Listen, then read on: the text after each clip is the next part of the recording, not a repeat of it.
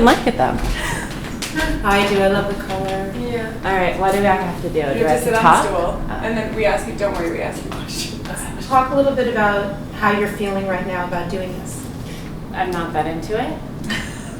There's nothing like thrilling to me about taking off my clothes. I guess I like got that out of my system when I was younger.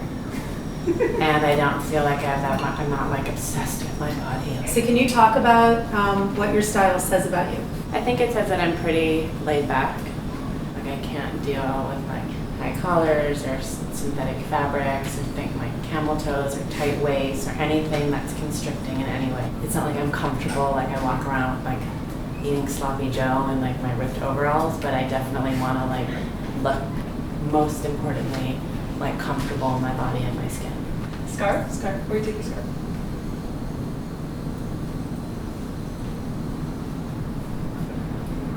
Can you talk about assumptions that other people you feel might have about you or that you've experienced based on your style? They think I'm dumb. When I was in high school, I was a really good student, but I was also like hell-bent on finding those like UFO, purple, corduroy bell bottoms that I wanted to wear with my like bump toe, yellow stitch, red Doc Martens with like a choker. That was seriously just as important to me as getting like an A+ on my streetcar named Desire paper. Or sometimes, I remember when I was in high school, my mom would be like, Holly, please, like, clean yourself up, because I had huge dreadlocks and I had like holes in all of my clothes. I used clothes a lot to hide when I was younger. Oh, I followed the Grateful Dead and I only wear tablecloths as dresses. So I'm better than you. Or like cornrows like Snoop Dogg and a gold tooth and a nameplate necklace and purple Nikes. That happens. So stay away. Yeah, I've had everything. So insecure. Can you talk about an insecurity about your body that you sort of strive to overcome? I guess for a long time I wanted to be much thinner. And that was just one thing that I obsessed over really hard for probably 15 years. Like, you need to be thin. But I always say, you know, I blame it on the 90s, not really, but those campaigns, I guess especially that Calvin Klein campaign, that they did such a great job of just like capturing this feeling of this like woman is sort of this like empty, blank vessel. I always used to look at that stuff and think like, if I could look like that, I could feel like that. I wouldn't feel so like heavy and bothered and plagued and neurotic. I wouldn't have a care. I'd just like smoke cigarettes and fly around in my private jet. When do you feel the most vulnerable?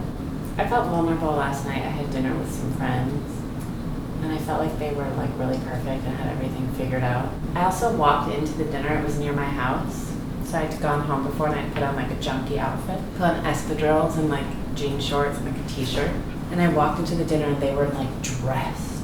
I felt just kind of like I was a mess around both of them. But then by the end of the night we had established we were all feeling that way. Because someone said, it's been a hard few weeks for me, and the girl I was with said, oh, and here you are just like sitting with us and able to like go through your life. And I said, well, someone could say the same thing about you. She's had 6 rounds of IVF in the past few months, and then my other friend I was with is having an issue with her child, and then we all like started crying a little bit because it's like we're everyone. Everyone. The difference between our public selves and our private selves, especially, I know, like I say in New York, but whatever, and this climate is so vast, and I think we all know that, but we still like drink the Kool-Aid every day. When I was single, I always would think about, there was this place that would give like $100 pedicures, like the pedicure, the Brazilian wax, the blowouts, the outfits, all of it, just to like put it on, go out, to meet someone, to go back to their apartment, to take it off, to fuck them. For that, and then like it's not even about the sex, it was always for me about that like the 15 minutes like in the morning where you were like spooning, snuggling, like a person I didn't even know. Spooning, snuggling, like sharing feelings, and then get dressed, go back out. Like it was about that little part of it. So can you respond to in your body is a good place to be? If you were to ask me this question in the late 90s, it would not be a good place to be. When I was like living down the street or whatever in 2003, like wasted, walk of shame, going in between like my drug dealer's house and the green juice place, you know what I mean?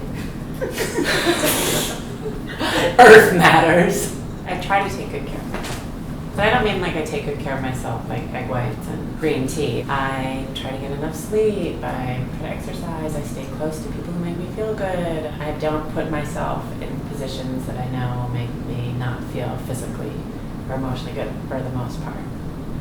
I've just gotten so sensitive that I can't really take it so much. Mm-hmm. I relate to that. You express yourself in the most amazing way. I strive to express just get myself lost in, like, verbally the like story. you do. Oh, you guys, thanks. The way Yeah. earlier you just said sloppy Joe and overalls, Yeah. I'm like still hung up on it. Oh, she said sloppy Joe, like I haven't heard that word or thought about That's so that. funny. I was like chicken pot pie, pepperoni pizza, or sloppy